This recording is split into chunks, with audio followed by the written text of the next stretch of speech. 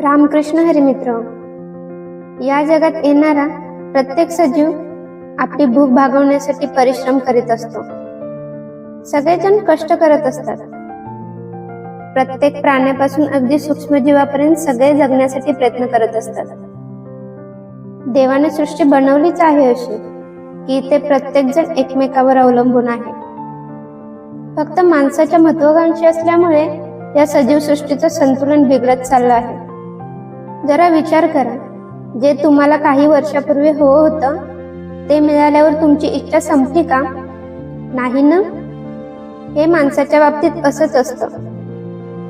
जो मार्केटमध्ये नवीन ट्रेंड येतो त्यातल्या वस्तू त्याला हव्या असतात. समाधानी असणं हा एक चांगल्या व्यक्तिमत्वाचा गुणधर्म आहे. तुम्हाला रोज ज्या गोष्टी संधी मिळतात त्याबद्दल एक कृतज्ञतेची जाणीव असेल तर तुम्ही समाधानाच्या मार्गावर आहात असं म्हणता येईल. जी गोष्ट तुमच्या जवळ आहे त्याबद्दल अगोदर ग्रॅटिट्यूड राहा. जी गोष्ट तुमच्या जवळ आहे ती मिळवण्यासाठी कुणीतरी भरपूर कष्ट घेत असेल आणि त्याला ती मिळत नसेल, म्हणजे समजा तुमच्या आई वडिलांचं घर तुम्हाला मिळालं असेल आणि त्यासाठी तुम्हाला काहीच कष्ट करावं लागलं नसेल, पण तेच घर बनवण्यासाठी तुमच्या आई वडिलांनी त्यांच्या आयुष्याची अर्धी वर्ष खर्च केली असतील. सहज मिळणाऱ्या गोष्टींचं महत्व माणसाला नसतं. म्हणूनच देव आपल्याला मेहनत केल्याशिवाय काहीही देत नाही. पण त्या देवाचं प्रत्येकावर लक्ष नक्की असतं. बऱ्याचदा आपल्या प्रयत्नांना यश येत नाही. तीच तर खरी कसोटी असते की आपण आपले प्रयत्न करणं सोडतोय की सुरू ठेवतोय. प्रयत्न न करणं, दोष देणं, प्रत्येक वेळी दुसऱ्यांना कारणीभूत ठरवणं, या सगळ्या गोष्टी सोप्या आहेत. बरेच लोक हाच मार्ग अवलंबतात. पण स्वतःच्या अपयशाची जबाबदारी स्वीकारून स्वतःला परत तयार करणं हे महत्वाचं. जे लोक असं करतात तेच आज यशाच्या शिखरावर पोहोचतात. देवानं देताना गरीब श्रीमंत असा भेदभाव नाही केला. प्रत्येकाला शरीर सारखंच दिलं आहे. प्रत्येकाला वेळही समानच दिली आहे.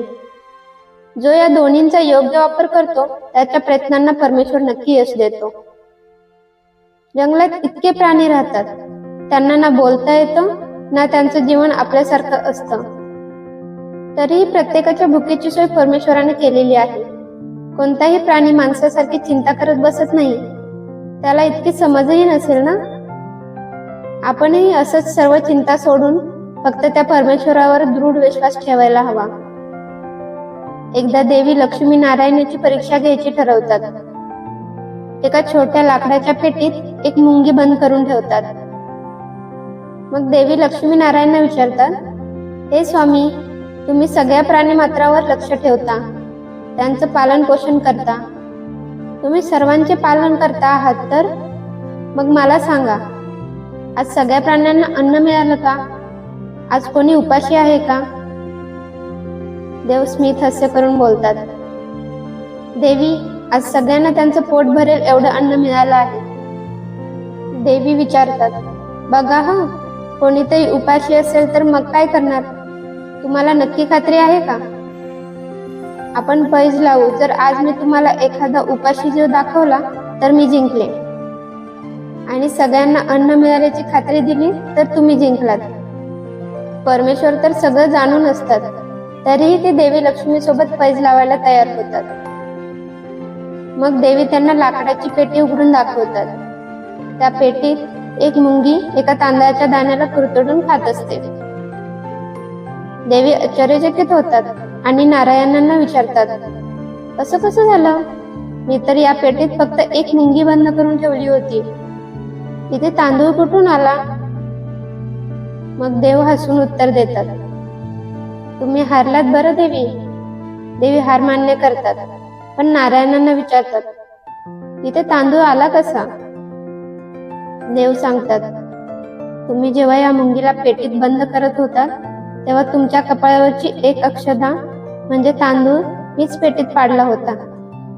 हे ऐकून देवी प्रसन्न होतात. ही एक कथा होती, पण बोध लक्षात घेतलं का? परमेश्वर तुमचा हात कधीच सोडत नाही. आपण सर्वजण त्याची मुलं आहोत. तो आपल्याला मार्गदर्शन करत असतो. आपण फक्त डोळसपणे वागलं पाहिजे.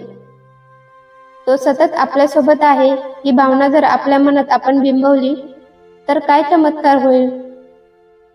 तुमच्यापेक्षाही या परमेश्वराला तुमची काळजी आहे हे नेहमी लक्षात ठेवा. तुमच्याजवळ तुमचं आयुष्य आहे हा एक अमूल्य ठेव आहे. प्रत्येक श्वासासाठी आभारी राहा. आनंदाने जगत राहा. पुन्हा भेटूयात पुढच्या व्हिडिओमध्ये सुंदर विचार आणि बोधपूर्ण गोष्टींसोबत. तोपर्यंत नमस्कार.